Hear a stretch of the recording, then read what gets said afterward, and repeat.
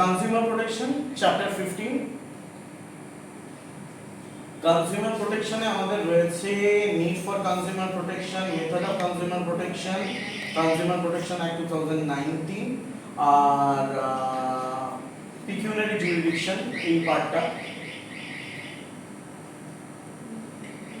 revised pecuniary jurisdiction according to Consumer Protection Amendment Act 2021 to be taken reference to the Consumer Dispute Redressal Commission, National, State and District.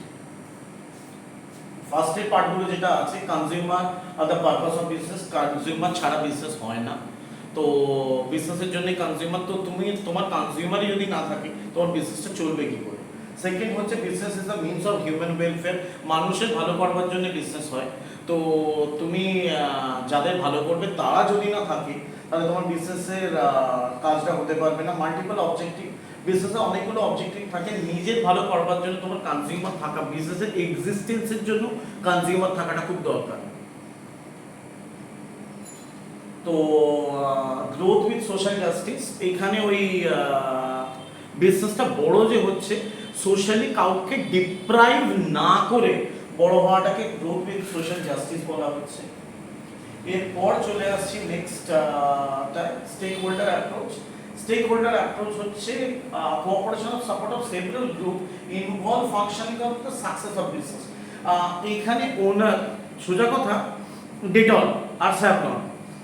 Dettol আর স্যাভলনের যদি আমরা এক্সাম্পলটা দেখি, Dettol মার্কেটে আসবার পরেও যারা ডেটল ইউজ করতো তাদের মধ্যে কারোর যদি মনে থাকে এই বাবা স্যাভলন এসে ডেটলের মার্কেটটা পুরো খেয়ে নিল, এইটা যদি মনে আফসোস থাকে তাহলে ডেটলের নেক্সট কোনো একটা অ্যাপ্রোচ মার্কেটে স্যাভলনকে হারিয়ে দিতে পারে, যেটা অ্যাকচুয়ালি হয়েছিল। ডেটল খালি নতুন একটা অ্যাডভার্টাইজমেন্ট দিয়েছিল, জ্বলতা হ্যায় তো কাম করতা হ্যায়, সেখানে স্যাভলন সেম এফেক্ট দেয় বলে দাবি করেছিল এবং জ্বলে না, সেইটা লোকে মানলো না, ডেটলটাকেই নিয়ে চলে এলো। যেখানে স্যাভলনের ফর্মুলাটা যদি সত্যি সত্যি ডেটল আর স্যাভলনের সেম কাজ হয় এবং স্যাভলনে তোমার জ্বালাটা না করে, Savlon is a better product, কিন্তু তাও ডেটল মার্কেট নিয়ে নিল। এইখানে আমার মনে হয় যে ডেটলের যে কাস্টমার ছিল তাদের সেন্টিমেন্টটা ডেটলের সাথে জুড়ে ছিল।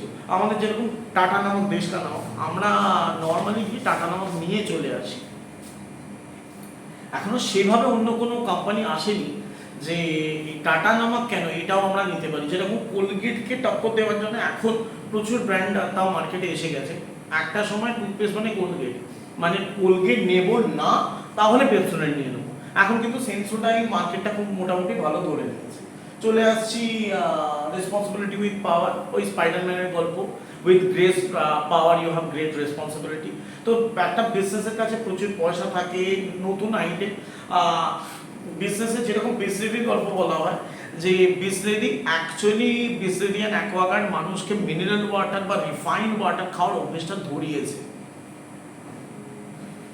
থিওরি অফ ট্রাস্টেশিপ, তুমি যে কোনো সময়,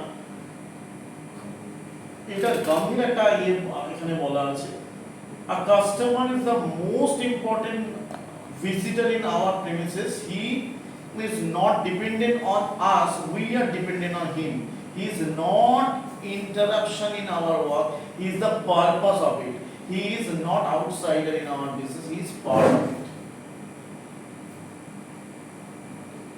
We are not doing him a favor by serving him, he is doing a favor by giving us opportunity to do so.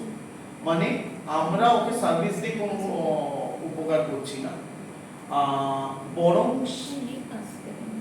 Customer আমাদের যে সার্ভিস দেওয়ার সুযোগটা দিচ্ছে সেটা আমাদের হেল্প করছে। তারপর বিজনেস এথিক্স, যারা এথিক্যালি কারেক্ট হবে তারা কাস্টমারদের এমনিতেই ঠকায় না। সেলফ ইন্টারেস্ট, তোমার কাস্টমার থাকবে তবেই না তুমি তাদেরকে জিনিস বেচবে। তুমি এমন জিনিস দিলে জিনিসে বিষ মেশানো ছিল, কাস্টমার খেলো মরে গেল, দ্বিতীয়বার কাস্টমার আসবে? এগুলো right of the consumer. First হচ্ছে রাইট টু সেফটি। এমনিতে মানে মার্কেটে দুখানা যে সিলেবাস ঘুরছে তার মধ্যে একটাতে রাইট টু কনজিউমার নেই। আমি পড়িয়ে রাখছি, বুঝে রাখা ভালো। রাইট টু সেফটি, হ্যাজার্ডিয়াস গুডস সেটা যদি থাকে সেটা তোমাকে কাস্টমারকে জানাতে হবে, এবং ইউ শুড নট ফোর্স। ওই জন্য বেশ কিছু ওষুধ থাকে যেখানে লেখা থাকে যে ডক্টর প্রেসক্রাইব না করলে তুমি এটা খেতে পারবে না। এরপরে আছে right to be inform. Right to be ইনফর্মটা কি, যে এখন দেখবে যে কোনো প্রোডাক্টের পেছনে তার ইনগ্রিডিয়েন্ট লেখা থাকে, এটা রাইট টু বি ইনফর্মের আন্ডারে রয়েছে। হ্যাঁ, ফ্যাসাই যবে থেকে এসে গেছে তবে থেকে একদম নিয়ম করে দিয়েছে ভাই, তোমার যা ইনগ্রিডিয়েন্ট আছে এটা কাস্টমারদের খুব ক্লিয়ারলি বলো, তাই জন্য ওরা লিখতে বাধ্য হয়। তো রাইট টু বি ইনফর্ম, তোমার যদি কোনো গুডস তার হ্যাজার্ডিয়াস কোনো এফেক্ট থাকে, দেখবে বাচ্চাদের খেলায় choking hazard, not preferred children under 3, children under 5, এগুলো লেখা থাকে। তো এটা রাইট টু বি ইনফর্মের আন্ডারে পড়ে। এরপরে হচ্ছে রাইট টু চুজ। তুমি দোকানে গেলে গিয়ে বলা হলো এই একটা র‍্যাক আমি দেখিয়ে দিচ্ছি, এই র‍্যাকের বাইরে তুমি কিছু কিনতে পারবে না, এটা হতে পারে না। As a consumer you have every right to see all the variety and choose whatever you like if you have the budget to pay. এরপরে হচ্ছে রাইট টু সিক রিড্রেসাল। তুমি একটা লাইট আনলে, লাইটটা খারাপ ছিল সেটা কেটে গেলে তুমি চেঞ্জ করে দিলে, বা তুমি একটা জিনিস কিনে আনলে সেটা খারাপ ছিল, তো দে সাপোজ টু চেঞ্জ, মানে তোমার কোনো গ্রিভেন্স থাকবে তারা ওটা শুনতে বাধ্য। রাইট টু কনজিউমার এডুকেশন, এটা কি, এটা এডুকেশন মানে কনজিউমারদের পড়ানো নয়, একটা ব্যাপার হচ্ছে তোমার প্রোডাক্টটা কিভাবে ইউজ করবে। আমরা কখনো কখনো বেশ কিছু 5 স্টার রেটেড জায়গায় গিয়ে বুঝতে পারি না যে সেখানে ওই কলটা কি করে খুলবো, বা সেখানে বেসিনটা কিভাবে ইউজ হবে, এবং দেয়ার আর সাম পার্সন যারা আগে থেকে ওটা জানে তারা আমাদের ইনসাল্ট করে দেয়। কিন্তু actually if you have a different method which is not normal or regular, it's your duty to teach your customer how to use it. এরপর চলে আসছি the right for healthy environment। এইখানে তুমি এমন কোন জিনিস প্রডিউস করবে না যেটা এনভায়রনমেন্টের এগেইনস্টে যায়। কনজিউমার রেসপন্সিবিলিটি সেভাবে নেই। আমি চলে আসছি method of consumer product protection.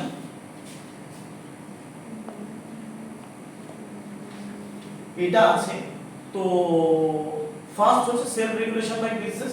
Business যদি কনজিউমারদের না ঠকায় তাহলে কনজিউমারদের প্রোটেকশনের দরকার নেই। সেকেন্ড হচ্ছে কনজিউমার অ্যাওয়ারনেস। তুমি যদি অ্যাওয়্যার থাকো, আমরা অনেক সময় ওষুধ কিনি, ওষুধের এক্সপায়ারি ডেট দেখি না। সব থেকে বড় কথা, যখন ওষুধ এরকম কেটে দেয় তখন আমরা ওষুধটা নিয়ে চলে এলাম, ওটা এক্সপায়ারি ডেটের পরে না আগে কবে এক্সপায়ার করছে দেখি না। অ্যাকচুয়ালি দেখা উচিত। ওষুধ কেন, যে কোনো জিনিস আমাদের এক্সপায়ারি ডেট দেখা উচিত, কারণ প্যাকেজ প্রোডাক্ট সবেতেই প্রিজারভেটিভ হ্যান দেওয়া আছে, তো কতদিন চলবে সেটা দেখা উচিত। এবং একটা কথা বলা হয়, যার এক্সপায়ারি যত লেটে, মানে যার স্প্যানটা যত বেশি, তাদের প্রিজারভেটিভও তত বেশি। এখন একটা নাম আমি শুনেছি, সেটা হচ্ছে সোডিয়াম বেনজয়েড, সেটা নাকি শরীরের পক্ষে খুব খারাপ, কিন্তু সেটা ডাবার চ্যবনপ্রাশ থেকে আরম্ভ করে যে কোনো জিনিসের ভেতর দেওয়া থাকে। এরপরে চলে আসে কনজিউমার অ্যাসোসিয়েশন। আমরা সব কিছু রাইট নিজেরা জানতে পারি না বা অতটা অ্যাওয়্যার নই, তার জন্য কনজিউমার অ্যাসোসিয়েশন আছে। These are nothing but group of consumer যারা একসাথে জিনিস কনজিউম করে, এবং যদি কোনো প্রবলেম হয় তারা কমপ্লেন করে। হয়তো তোমার প্রবলেম হয়েছে, তুমি কমপ্লেন করলে না, তোমার অতটা জ্ঞানই নেই, কনজিউমার অ্যাসোসিয়েশন তোমার হয়ে কমপ্লেন করতে পারে বা কনজিউমারদের জন্য কমপ্লেন করে। গভর্নমেন্ট কন্ট্রোল, গভর্নমেন্ট অনেক রুলস রেগুলেশন অ্যান্ড অনেক কিছু করে, তার মধ্যে ফার্স্ট হচ্ছে পাবলিসিটি। গভর্নমেন্ট ওই জাগো গ্রাহক জাগো, এইগুলো গভর্নমেন্টের ইনিশিয়েটিভ যাতে কনজিউমার অ্যাওয়ারনেসটা বাড়ে। তারপরে গভর্নমেন্ট এখন অ্যাওয়ার্ডও দিচ্ছে।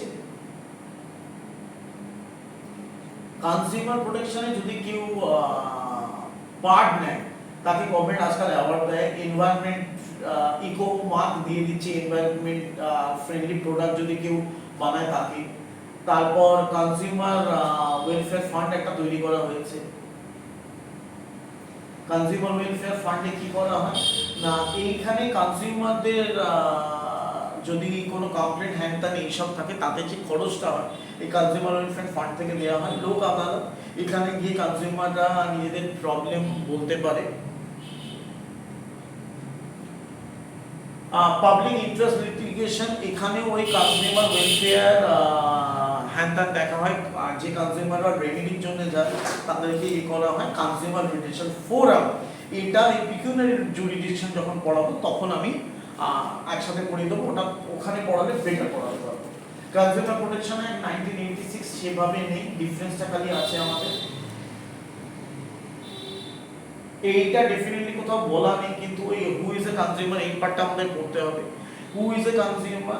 A person who buys any goods for consideration which has been paid or promised or partly paid or partly promised or any system of deferred payment.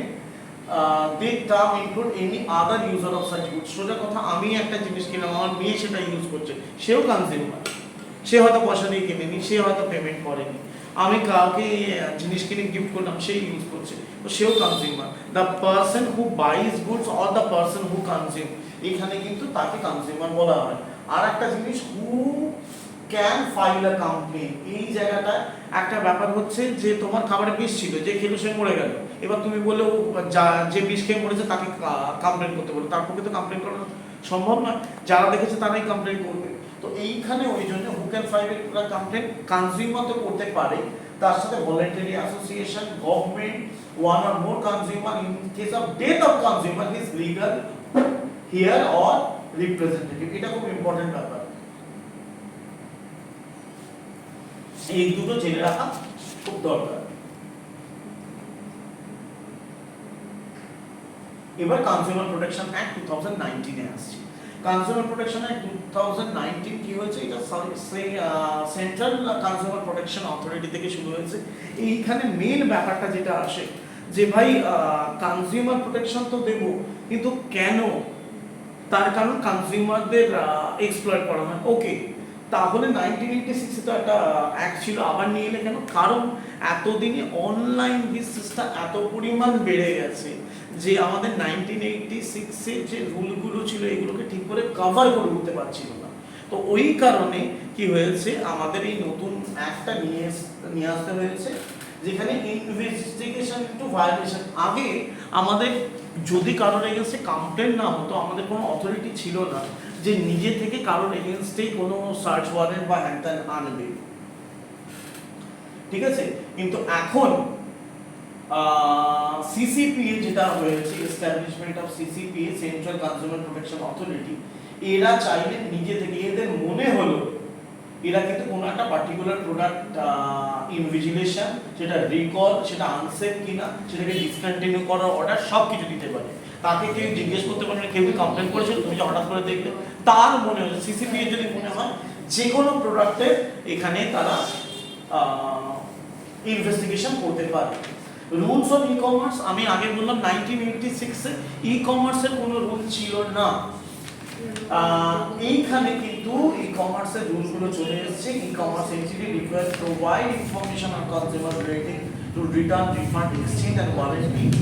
Consumer protection rule are mandatory are not advisory. এখানে রুলগুলো mandatory, মানে তোমাকে মানতেই হবে, এটা তোমাকে advice করছে না। ওই মাঝে মাঝে বলে না এই অ্যাডভাইস করিনি, অর্ডার করেছি, এটা তোকে করতেই হবে, সেই ব্যাপার। Seller cannot refuse to take back goods with or withdraw service or refuse refund. Product liability, এখানে ম্যানুফ্যাকচারিং ডিফেক্ট, এখানে লিস্টগুলো দিয়ে দিয়েছে, এটা বোঝানো সেরকম কিছু নেই। পানিশমেন্ট, এখানে in case of the first conviction a complementary court may suspend the license or to the person for a period up to 2 years, and the case of second or subsequent conviction may cancel the license permanently. এইটা মনে রাখা খুব দরকার, এখানে আরো অনেকগুলো আছে, এগুলো মানে সেভাবে বোঝাবার কিছু নেই। চলে আসছে কনজিউমার ওয়েলফেয়ার ফান্ড। এই যে এত কিছু করা হবে, ওয়েলফেয়ার ফান্ড রাখা হয়, ওয়েলফেয়ার ফান্ড থেকে টাকা নিয়ে এই কোম্পানিগুলোর এগেইনস্টে কেস বা ইনভেস্টিগেশন এইগুলো করা যায়। এরপরে হচ্ছে ডেফিনিশন অফ কনজিউমার, আবার এখানে বলেছে, এই ডেফিনিশনটা আমাদের করে রাখতে হবে। A consumer is defined as a person who buys any goods or avails a service for a consideration. It does not include a person who obtains a good for resale or goods or service for commercial purpose. মানে যে বিক্রি করবার জন্য বা রিসেলের জন্য goods দিচ্ছে তাকে consumer বলবো না, কিন্তু যে কিনে বা না কিনে কোনো লিগ্যাল ভাবে কোনো ইলিগাল ভাবে নয়, লিগাল ভাবে যে কোনো গুডসটা ইউজ করছে বা করার অধিকার পেয়েছে সেই কারণে। এরপরে এই যে দুটোর ডিফারেন্স আছে, প্রচুর ডিফারেন্স আছে, নরমালি 5টার বেশি আছে না। ল দুটোর, এটা 86, এটা 2009, আনফেয়ার ট্রেড প্র্যাকটিস এটা 6টা টাইপ ছিল, এখানে 3টে টাইপে তারপর সাবসেকশন দিয়ে অনেকটা বেশি গ্রিড নিয়ে চলে এসেছে। এখানে প্রোডাক্ট লায়াবিলিটি কোনো প্রভিশন ছিল না, এখন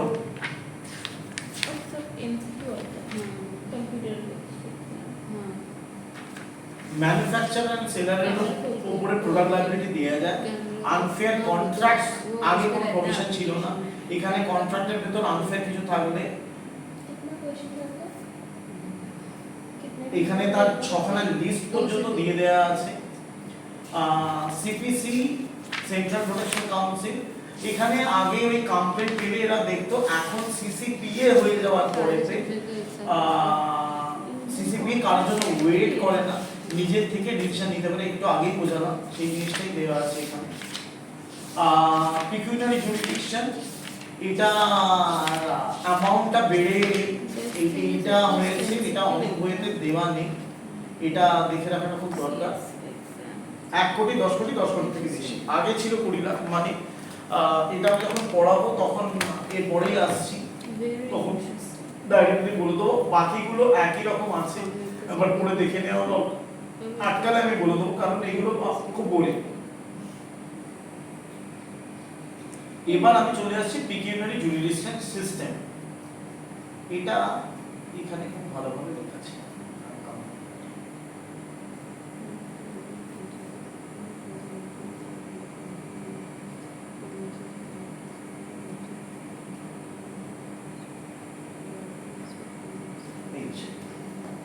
এটা 86 এ ছিল, এখানে অ্যামাউন্টটা অবশ্যই চেঞ্জ হয়েছে, এটা 25 লাখ ছিল। তো এই নতুন যে আছে এই নোটটা আমি পরে প্রোভাইড করে দেব, আমি গ্রুপে দিয়ে দেব।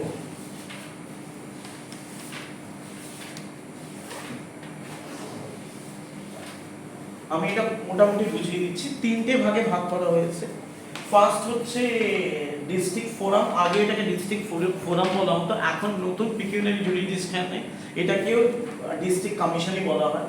তো district commission, state commission, national commission, এই 3টে কমিশনে ভাগ করা আছে।